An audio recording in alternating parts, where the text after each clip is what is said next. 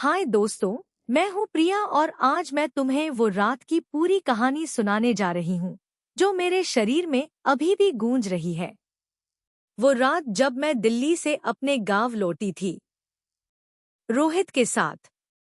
वो मेरा पति जो सॉफ्टवेयर इंजीनियर है, हमेशा लैपटॉप में डूबा रहता है।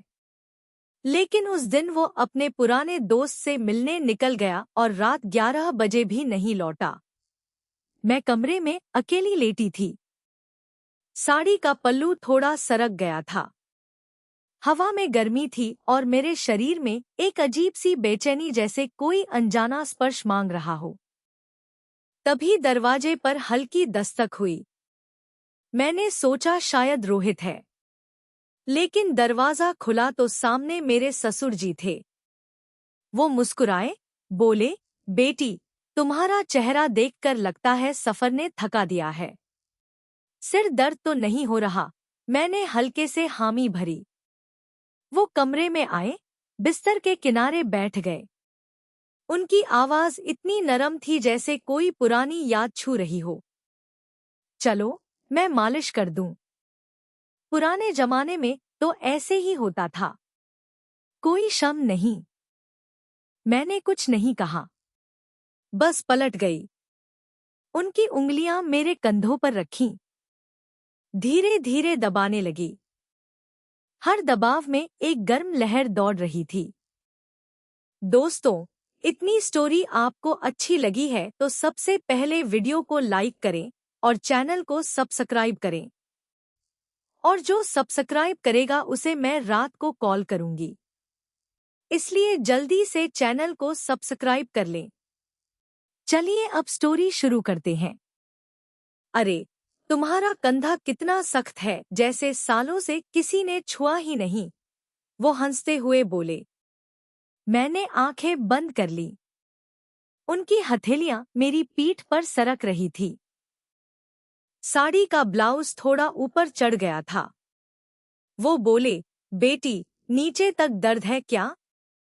अगर हो तो बोलो, मैं अच्छे से दबा दूंगा। मेरी सांसें तेज हो गई। मैंने कहा, हाँ, थोड़ा नीचे। उनकी उंगलियां मेरी कमर पर पहुंची, धीरे धीरे गोल गोल घुमाने लगी। तुम्हारी कमर तो इतनी नरम है जैसे रेशम। उनकी सांस मेरे कान के पास थी। मैंने खुद को रोकने की कोशिश की, लेकिन शरीर बेकाबू हो रहा था। अब तो पेट भी दबाना पड़ता है। आजकल की लड़कियां इतना काम करती हैं, सब टेंशन पीठ में आ जाता है। उनकी हथेलियां मेरे पेट पर रखीं, हल्के हल्के दबाते हुए नीचे की तरफ सरक रही थी। मेरी साड़ी का पल्लू पूरी तरह गिर चुका था। मैंने आंखें खोली तो देखा वह मुझे घूर रहे थे। तुम्हारी आंखें कितनी गहरी हैं, जैसे कोई राज छुपा हो, वो मुस्कुराए। मैंने कुछ नहीं कहा। उनकी उंगलियां अब मेरी जांघों पर थी। यहाँ भी दर्द है ना? चलो मैं ठीक कर दूं। वो धीरे धीरे ऊपर की तरफ बढ़ रहे थे। मेरी सांसें रुक रही थी। तभी बाहर से बाइक की आवाज आई। रोहित आ गया। वह चौंक गए, उठे, बोले, अरे रोहित आ गया, मैं जाता हूँ, और चले गए। मैं वहीं लेटी रही। दिल धड़क रहा था। वह रात मेरे लिए खत्म नहीं हुई थी। अगले दिन सुबह जब मैं उठी तो ससुर जी ने मुझे चाय दी। बोले, कल रात अच्छी नींद आई? मैंने शर्माते हुए कहा, हाँ, बहुत अच्छी। वो मुस्कुराए, अगर कभी फिर दर्द हो तो बुला लेना। मैंने कुछ नहीं कहा, बस दिल में एक सवाल था, क्या वह जानते थे कि मेरी बेचैनी सिर्फ दर्द की नहीं थी? क्या वह भी महसूस कर रहे थे? वो दिन बीतते गए, लेकिन हर शाम जब रोहित ऑफिस से लौटता, मैं सोचती, क्या आज रात फिर वह आएंगे? क्या फिर वह मेरे कंधों पर हाथ रखेंगे? क्या फिर वह मेरी कमर को ऐसे दबाएंगे जैसे कोई गुप्त वादा हो रहा हो? मैंने खुद से कहा, प्रिया, यह गलत है।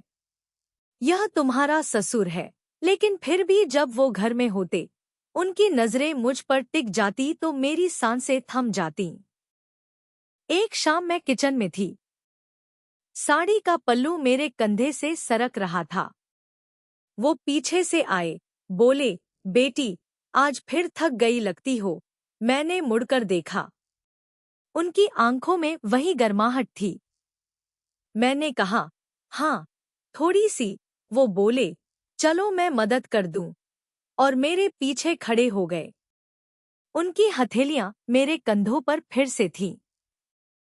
इस बार वह और धीरे दबा रहे थे, जैसे हर दबाव में कोई कहानी लिख रहे हों। तुम्हारी त्वचा कितनी मुलायम है, जैसे कोई फूल हो।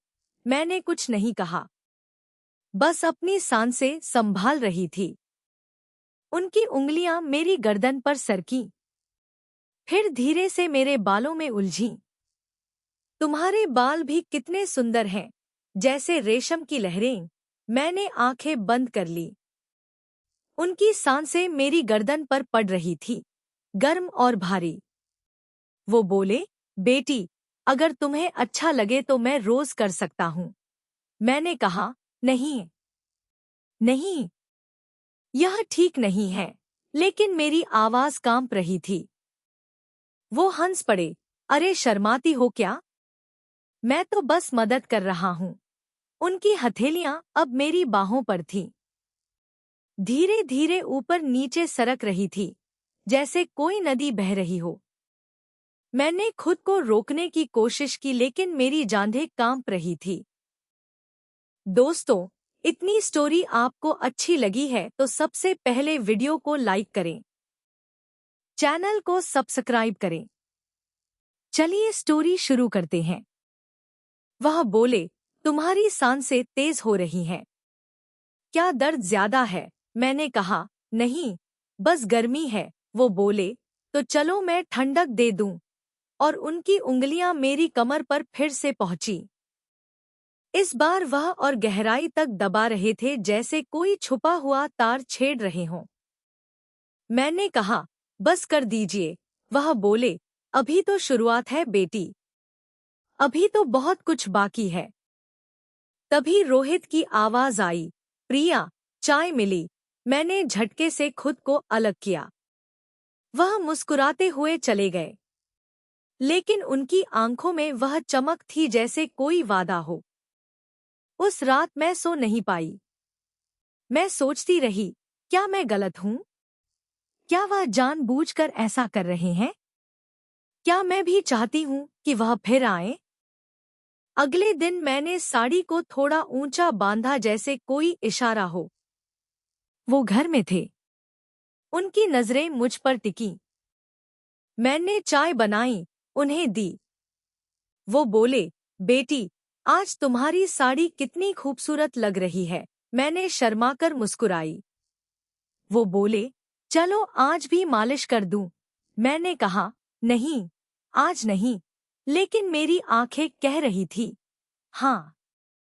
वो बोले, क्यों डर रही हो? मैं तो बस तुम्हारी देखभाल कर रहा हूँ। मैंने कहा, ठीक है, लेकिन सिर्फ कंधे तक। वो मुस्कुराए और मेरे पीछे आ गए। इस बार उनकी उंगलियां और धीरे धीरे चल रही थी, जैसे कोई गाना बज रहा हो। मैंने आंखें बंद कर ली। उनकी हथेलियां मेरी पीठ पर थीं, फिर कमर पर, फिर जांघों पर। वो बोले, तुम्हारी जांघें कितनी मजबूत हैं, जैसे कोई मूर्ति हो। मैंने कुछ नहीं कहा, बस महसूस कर रही थी।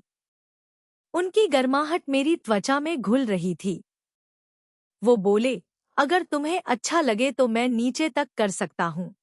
मैंने कहा, नहीं, नहीं, लेकिन मेरी आवाज में कोई दम नहीं था।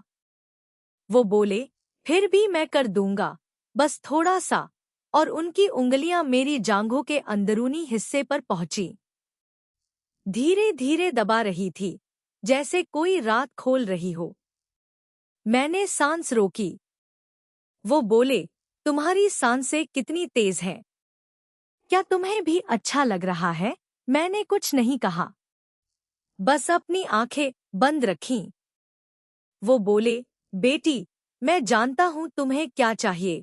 मैंने कहा, नहीं, आप गलत समझ रहे हैं, लेकिन मेरी आवाज कांप रही थी। वो हंस पड़े, अरे बेटी, मैं पुराना आदमी हूँ, लेकिन दिल तो जवान है। उनकी उंगलियां अब मेरी कमर के नीचे सरक रही थी, जैसे कोई लहर उठ रही हो। मैंने खुद को रोक लिया, बोला, बस हो गया। वो बोले, अभी तो बहुत कुछ बाकी है। मैंने कहा, नहीं, अब नहीं। वह उठे, बोले, ठीक है, लेकिन याद रखना, मैं हमेशा तैयार हूँ। और चले गए। मैं वहीं खड़ी रही। मेरी सांसें अभी भी तेज थी। मैं सोच रही थी, क्या मैं सच में चाहती हूँ कि वह फिर आए? क्या मैं सच में उनकी उंगलियों को फिर महसूस करना चाहती हूँ? अगले कुछ दिन ऐसे ही बीते। हर बार वो कोई बहाना बनाकर मेरे पास आ जाते। कभी चाय देते, कभी पानी देते और हर बार उनकी नजरें मेरे शरीर पर टिक जातीं। मैं भी अब उनकी नजरों से बचने की कोशिश नहीं करती थी। मैं साड़ी को थोड़ा ढीला रखती जैसे कोई इशारा हो। एक रात रोहित फिर दोस्त के पास गया। मैं कमरे में लेटी थी। दरवाजा खुला। वो आए, बोले, बेटी, आज फिर अकेली हो? मैंने कहा, हाँ। वो बोले, तो चलो आज पूरी मालिश कर दूं। मैंने कहा, नहीं, आज नहीं। लेकिन वो मेरे पास आ गए। उनकी हथेलियां मेरे कंधों पर थीं, फिर पीठ पर, फिर कमर पर, फिर जांघों पर। इस बार वो और धीरे धीरे दबा रहे थे जैसे कोई जादू हो रहा हो। वो बोले, तुम्हारी त्वचा कितनी गर्म है, जैसे कोई आग जल रही हो। मैंने कहा, आप क्या कर रहे हैं? वो बोले, बस तुम्हें आराम दे रहा हूँ। उनकी उंगलियां अब मेरी जांघों के बीच में थी, धीरे धीरे दबा रही थी। मैंने सांस रोकी। वो बोले, तुम्हारी सांसें कितनी तेज हैं? क्या तुम्हें भी अच्छा लग रहा है? मैंने कहा, नहीं, लेकिन मेरी आवाज झूठी थी। वो बोले, झूठ मत बोलो बेटी। मैं जानता हूँ तुम क्या चाहती हो। उनकी उंगलियां और गहराई में सरक रही थी, जैसे कोई गुप्त जगह ढूंढ रही हो। मैंने खुद को रोकने की कोशिश की, लेकिन शरीर नहीं मान रहा था। वो बोले, बस थोड़ा और। मैंने कहा, नहीं, लेकिन मेरी आवाज में कोई ताकत नहीं थी। वो बोले, तुम्हारी आंखें बंद हैं, तुम्हारी सांसें तेज हैं, तुम्हारा शरीर कांप रहा है। क्या यह सब दर्द है? मैंने कुछ नहीं कहा, बस महसूस कर रही थी। उनकी गर्माहट मेरे अंदर घुस रही थी। वो बोले, बेटी, मैं तुम्हें वो खुशी दूंगा जो रोहित नहीं दे पाता। मैंने कहा, नहीं। वो बोले, क्यों नहीं? मैंने कहा, क्योंकि यह गलत है। वो बोले, गलत क्या है? बस एक स्पर्श है, बस एक गर्माहट है। मैंने कहा, लेकिन मैं आपकी बहू हूँ। वो बोले, और मैं तुम्हारा ससुर हूँ। लेकिन रात में सब भूल जाते हैं। उनकी उंगलियां अब मेरी कमर के नीचे थी, धीरे धीरे सरक रही थी। मैंने आंखें खोली और देखा वो मुझे देख रहे थे। उनकी आंखों में आग थी। वो बोले, बेटी, अगर तुम चाहो तो मैं रुक सकता हूँ। मैंने कहा, रुकिए, लेकिन मेरी आवाज में कोई विश्वास नहीं था। वो बोले, तो फिर मैं जारी रखूं? मैंने कुछ नहीं कहा, बस अपनी सांसें संभाल रही थी। उनकी उंगलियां अब मेरी त्वचा पर नाच रही थी, जैसे कोई गाना बज रहा हो। मैंने खुद को छोड़ दिया, उनकी गर्माहट में डूब गई। वो बोले, बेटी, तुम कितनी सुंदर हो। तुम्हारा शरीर कितना नरम है, जैसे कोई फूल हो। मैंने कहा, बस कर दीजिए, लेकिन मेरी आवाज में कोई दम नहीं था। वो बोले, अभी तो बहुत कुछ बाकी है। उनकी उंगलियां अब मेरे सबसे नाजुक हिस्से पर थी, धीरे धीरे दबा रही थी। मैंने सांस रोकी। वो बोले, तुम्हारी सांसें कितनी तेज हैं? क्या तुम्हें भी अच्छा लग रहा है? मैंने कहा, हाँ। वो बोले, तो फिर मैं जारी रखूं? मैंने कुछ नहीं कहा, बस अपनी आंखें बंद कर लीं। उनकी उंगलियां अब मेरे अंदर की गहराई तक पहुंच रही थी, जैसे कोई राज खोल रही हों। मैंने खुद को छोड़ दिया, उनकी गर्माहट में डूब गई। वो बोले, बेटी, अब तुम मेरी हो। मैंने कहा, नहीं, लेकिन मेरी आवाज में कोई ताकत नहीं थी। वो बोले, हाँ, तुम मेरी हो। मैंने कुछ नहीं कहा, बस महसूस कर रही थी। उनकी उंगलियां मेरे अंदर की हर जगह को छू रही थी, जैसे कोई जादू हो रहा हो। वो बोले, बेटी, अब तुम्हें वो खुशी मिलेगी जो तुम्हें सालों से नहीं मिली। मैंने कहा, बस कर दीजिए, लेकिन मेरी आवाज में कोई दम नहीं था। वो बोले, अभी तो शुरुआत है। उनकी उंगलियां अब और तेज हो गईं, जैसे कोई तूफान आ रहा हो। मैंने सांस रोकी। वो बोले, बेटी, तुम्हारा शरीर कितना गर्म है, जैसे कोई आग जल रही हो। मैंने कहा, बस हो गया।